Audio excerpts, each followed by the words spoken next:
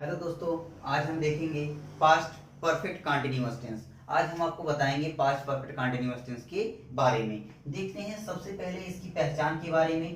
पहचान इसकी क्या है? अगर पास्ट परफेक्ट कंटीन्यूअस टेंस की पहचान की बात की जाए तो हिंदी वाक्य के अंत में रहा था, रही थी, रहे थे तथा इसी के साथ जो है काम शुरू होने का समय अर्थात टाइम भी दिया होता है। जब से काम शुरू हुआ है या काम जब से चालू है तब का समय भी दिया होता है। ठीक, अब हम देखते हैं इसमें सबसे पहले हेल्पिंग वर्ब क्या है। हेल्पिंग वर्ब की बात की जाए तो इसमें हेल्पिंग वर्ब में हम हैड बीन का प्रयोग करते हैं। हेल्पिंग वर्ब में किसका प्रयोग करेंगे? हैड बीन का प्रयोग करेंगे। अब हेल्पिंग वर्ब के बाद हम किसका क्या देखते हैं? Sorry, helping verb. Helping verb के बाद हम वर्ब देखेंगे। वर्ब क्या क्या करते हैं हम इसमें देखेंगे। हम हमेशा वर्ब और वर्ब में आईएनजी का प्रयोग करेंगे, अर्थात वर्ब की फर्स्ट फॉर्म में आईएनजी का प्रयोग करेंगे।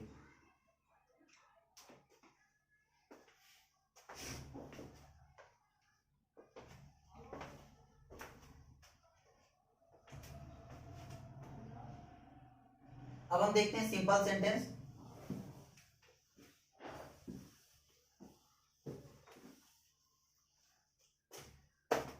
अब हम देखते हैं simple sentence. Simple sentence, simple sentence के बारे में देखेंगे। सिंपल सेंटेंस का अगर स्ट्रक्चर देखा जाए, सब्जेक्ट, सब्जेक्ट के बाद हेल्पिंग वर्ब, हैड बीन,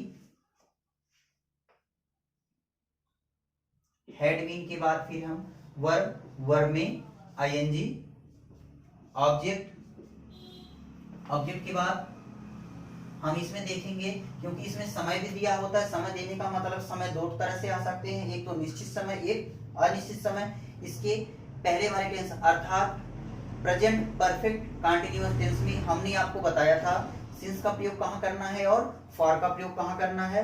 इसके अलावा हमने और भी चीजें उसमें बहुत अच्छे से बताई थी आपको, तो आप उस वीडियो को एक बार जरूर देख लीजिएगा ताकि आप इसको आसानी से कर सकें।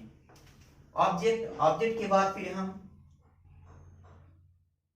अगर ऑब्जेक्ट के बाद हम सिंस या फॉर का प्रयोग करेंगे। सिंस या फॉर मतलब जो समय दिया होगा, समय के बाद फिर हम जो हमारा एक्चुअल टाइम होगा उसको समय को लिख देंगे और अंत में फुल स्टॉप का प्रयोग करेंगे।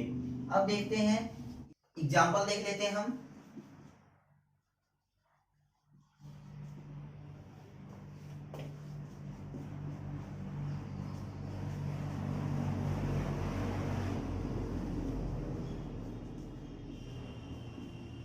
वह 20 मिनट से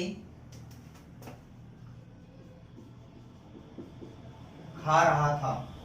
अब देखेंगे वह 20 मिनट से खा रहा था, हम इसका अनुवाद क्या करेंगे? ही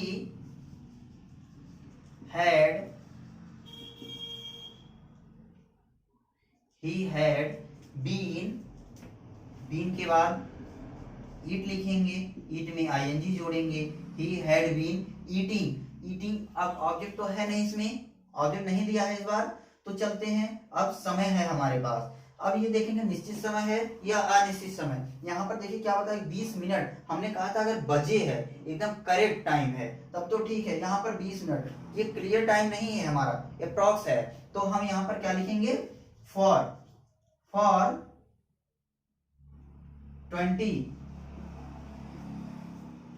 मिनट्स, फॉर 20 मिनट्स। अब हम देखेंगे ये हमारा स्ट्रक्चर अनुवाद हो चुका है।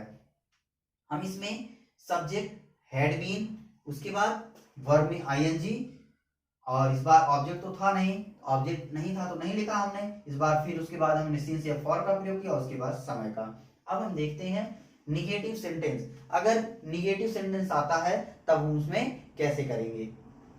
अब हम देखेंगे निगेटिव सेंटेंस। निगेटिव सेंटेंस में देखते हैं स्ट्रक्चर। स्ट्रक्चर क्या होगा? सब्जेक्ट, सब्जेक्ट के बाद had not been, had not been. इसका मतलब है कि जब सहायक क्रिया दो शब्दों की हो तब हम क्या करते हैं? नॉट को दोनों के बीच में लिखते हैं, had not been, had not been दोनों के बीच में लिखते हैं। अब उसके बाद वर्ब, वर्ब में आईएनजी, ऑब्जेक्ट लिखा हमने, ऑब्जेक्ट के बाद सिंस या फॉर और टाइम लिख दिया। अब हम एग्जांपल देखते हैं।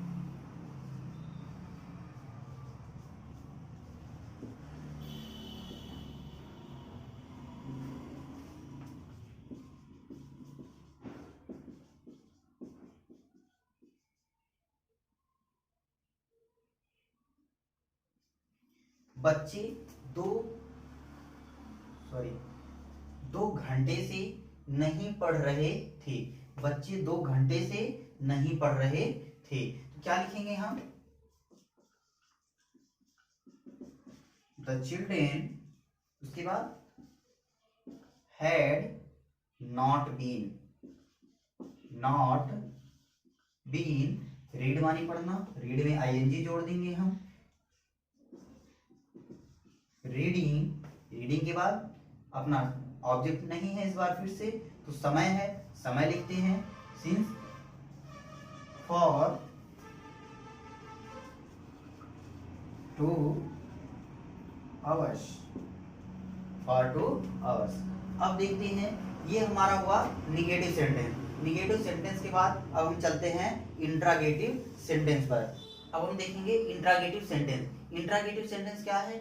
इंट्रागेटिव सेंटेंस अगर ए आता है, जब इंट्रागेटिव सेंटेंस ए हो अर्थात सिंगल इंट्रागेटिव, तब हम देखते हैं स्ट्रक्चर कैसा होगा। सबसे पहले हम हैड का ही प्रयोग करेंगे, सबसे पहले हैड का प्रयोग करेंगे, फिर सब्जेक्ट का और नॉट बीन, उसके बाद में नॉट बीन, वर्ब में आईएनजी, ऑब्जेक्ट सिंस या फॉर, टाइम और इंट्रागेटिव टैग का प्रयोग करेंगे हम। अब देखते हैं इसका एग्जांपल।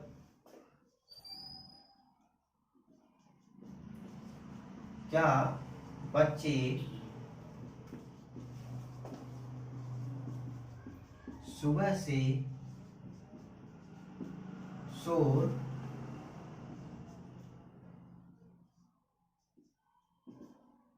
मचा रहे थे?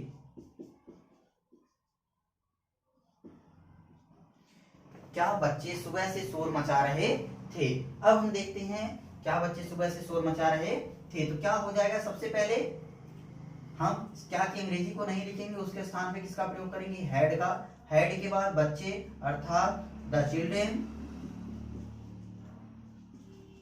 हैड द चिल्ड्रेन, नॉट नहीं है तो नॉट को रहने देते हैं, बीन, बीन को लिखेंगे, been, had the children been making a noise. अब इसके बाद देखेंगे क्या है? सुबह से, सुबह से निश्चित समय है या अनिश्चित समय? ये निश्चित समय है, तो क्या लिखेंगे इस बार? सिंस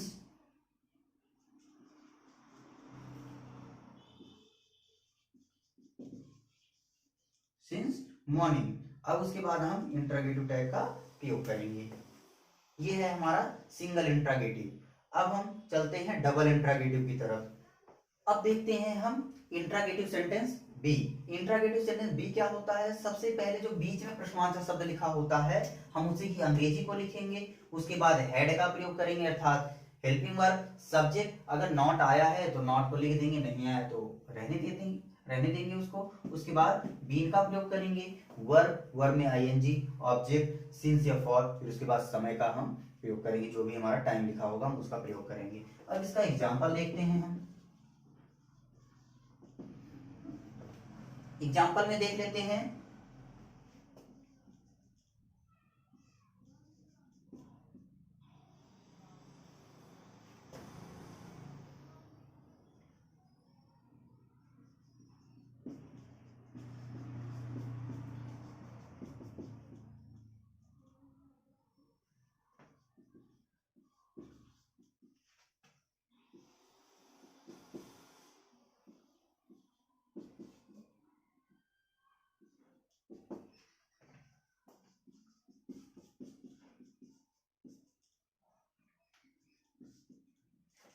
सुधा सोमवार से स्कूल क्यों नहीं जा रही थी। सुधा सोमवार से स्कूल क्यों नहीं जा रही थी। तो हम सबसे पहले देखेंगे जो बीच में हमारा प्रश्नवाचक शब्द है, हम इसी की अंग्रेजी को सबसे पहले लिखेंगे, अर्थात क्वेश्चन वर्ड जो है उसी को हम पहले लिख देंगे। क्या हो जाएगा, वाई और उसके बाद हेड, हेड के बाद फिर सब्जेक्ट, सब्जेक्ट क्या है, सुधा है, वाई हेड सुधा। उसके बाद नॉट आया है, इस बार बिल्कुल आया है, नॉट को लिखेंगे, नॉट बीन, नॉट बीन। उसके बाद वर्ब है, वर्ब में आईएनजी है, वर्ब हमारा क्या है, जा रही मतलब अर्थात जाना, तो गो लिखेंगे, गो में आईएनजी लिखेंगे। कहाँ जा रही थी, ऑब्जेक्ट भी दिया है इस बार, टू स्कूल, वो भी कब से, सोमवार से। सोमवार मतलब निश्चित समय है, तो इसमें हम क्या लिख देंगे, सिंस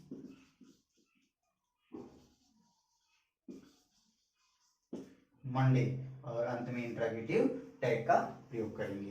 तो ये हुआ हमारा पास्ट परफेक्ट कंटीन्यूअस टेंस।